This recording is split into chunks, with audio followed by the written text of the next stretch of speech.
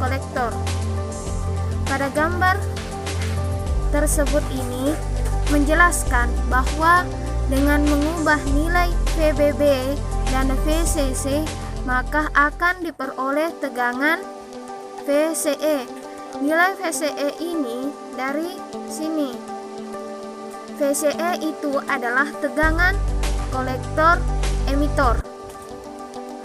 Arus basis dengan tegangan basis emitor. Bisa diperhatikan bahwa nilai arus basis ini sama dengan 0. Pada saat nilai 0, tegangan basis emitor antara 0 sampai dengan 0,7 volt. Ketika nilai basis emitor lebih besar dari 0,7 volt, maka nilai arus basis akan naik dengan cepat. Yang ketiga itu kurva penguatan arus. Pada grafik ini merupakan beta DC pada sebuah transistor yang juga disebut sebagai penguat arus.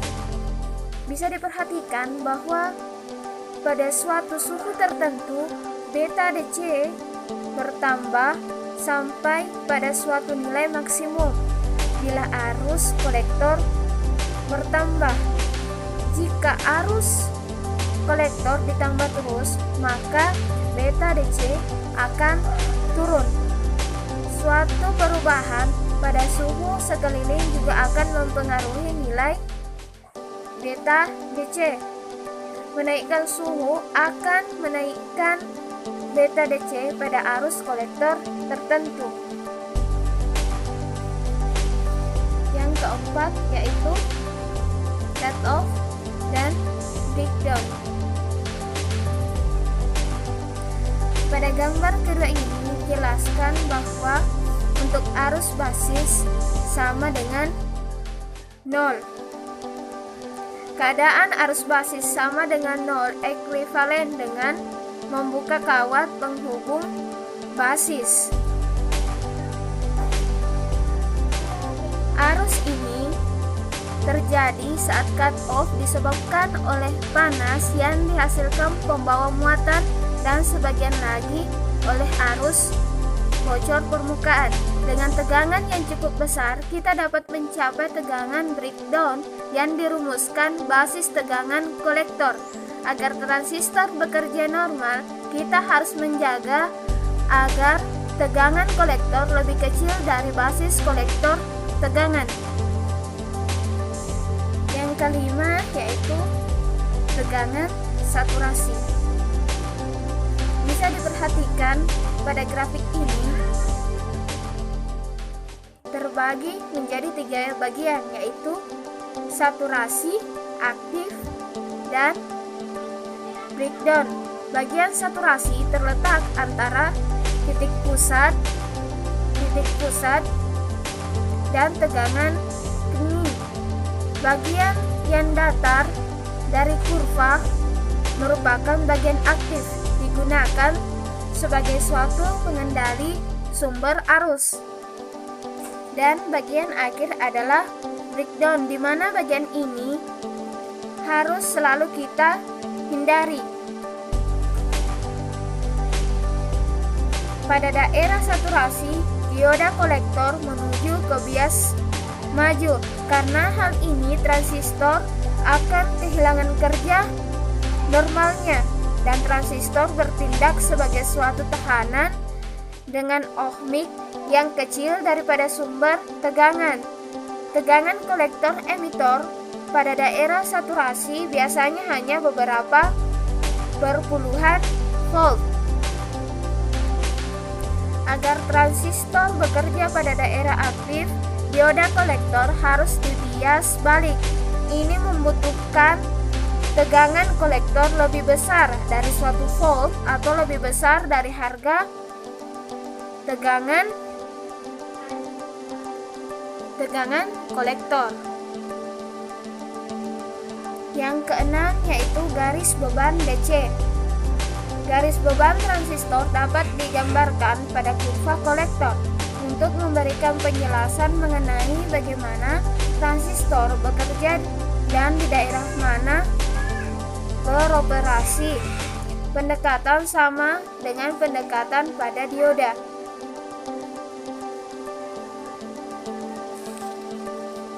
Pada gambar ini, VCC atau tegangan kolektor membias balik dioda kolektor melalui R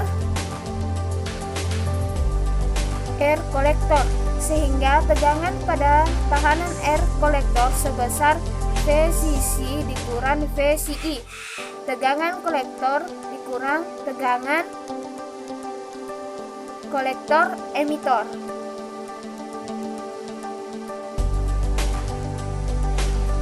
Dari gambar grafik ini akan menghasilkan gambar garis beban DC pada sebuah transistor seperti pada gambar ini.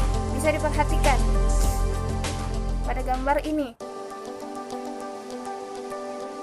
Pada gambar ini, titik perpotongan antara garis beban DC dengan arus basis yang dihitung merupakan titik W dari transistor. Dalam kurungnya itu titik kerja. Dengan kata lain, titik kerja Q akan terletak sepanjang garis beban antara titik saturasi dengan titik cut off saat transistor beroperasi pada daerah aktif atau pada titik kerja, maka transistor sebagai sumber arus.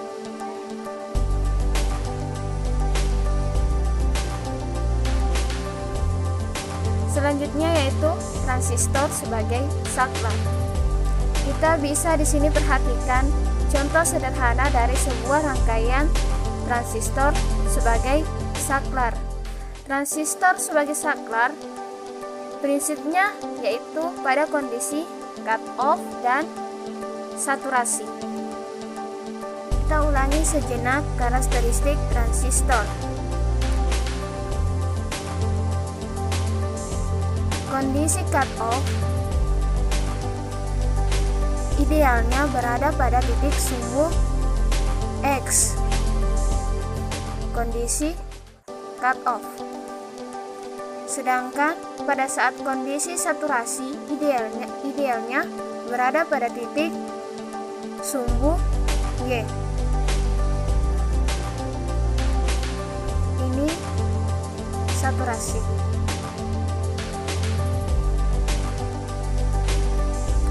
Di mana pada sumbu Y itu adalah IC. Arus yang mengalir pada kolektor, sedangkan sumbu X-nya itu adalah VCE, di mana VCE ini adalah tegangan yang terjadi pada titik kolektor ke emitor.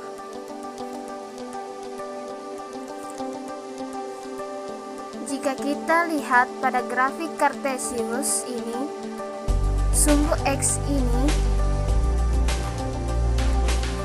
dan sumbu Y,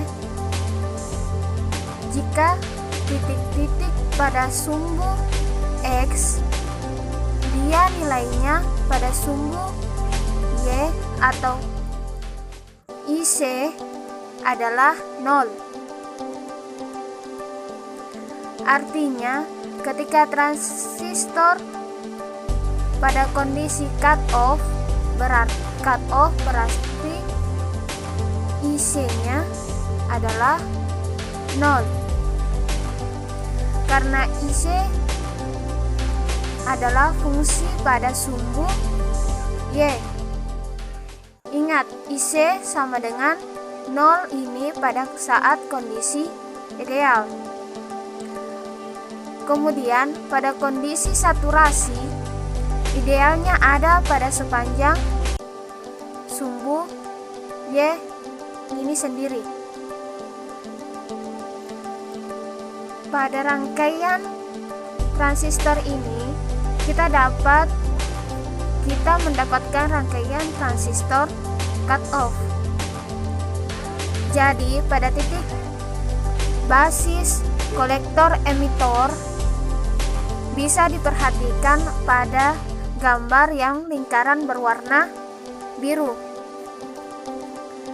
Sekarang kita lihat kondisi cut off, IC-nya sama dengan 0.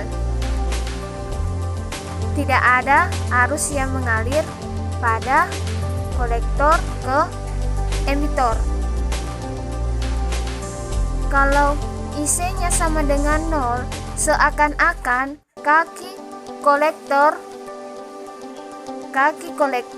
terhadap emitor pada rangkaian terbuka atau open circuit. Kalau arusnya 0, berarti tidak ada arus yang mengalir. Sama halnya jembatan yang terputus. Tidak ada mobil atau motor yang bisa lewat. Maka tegangan VCC sama dengan IC dikali RC ditambah VCI sama dengan 0 dikali RC tambah VCC sama dengan VCC sama dengan VCI. Mengapa 0? Karena IC itu sendiri dari cut off adalah 0 dan ini merupakan hasil dari loop pada rangkaian kondisi cut off itu sendiri.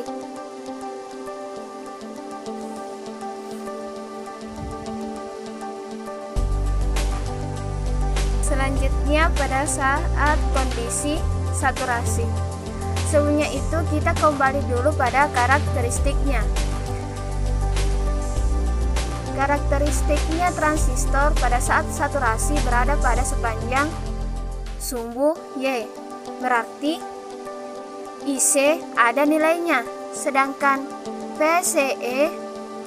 PCE-nya sendiri itu sama dengan 0. Jadi berapa nilai IC-nya? Artinya ada arus yang mengalir. Kita kembali pada saat kondisi saturasi. Karena ada arus yang mengalir pada saat saturasi, seakan-akan rangkaian kolektor ke emitor itu rangkaiannya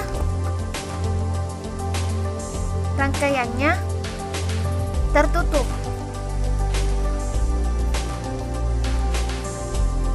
Rangkaiannya tertutup karena ada arus yang mengalir pada kolektor ke emitor. Jadi kita bisa dapat menyimpulkan bahwa transistor sebagai saklar itu ada yang namanya rangkaian terbuka dan rangkaian tertutup.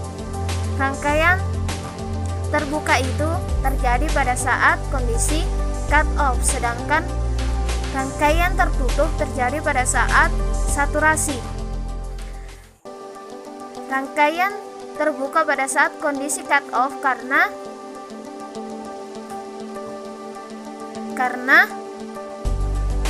tidak ada arus yang mengalir dari kolektor ke emitor.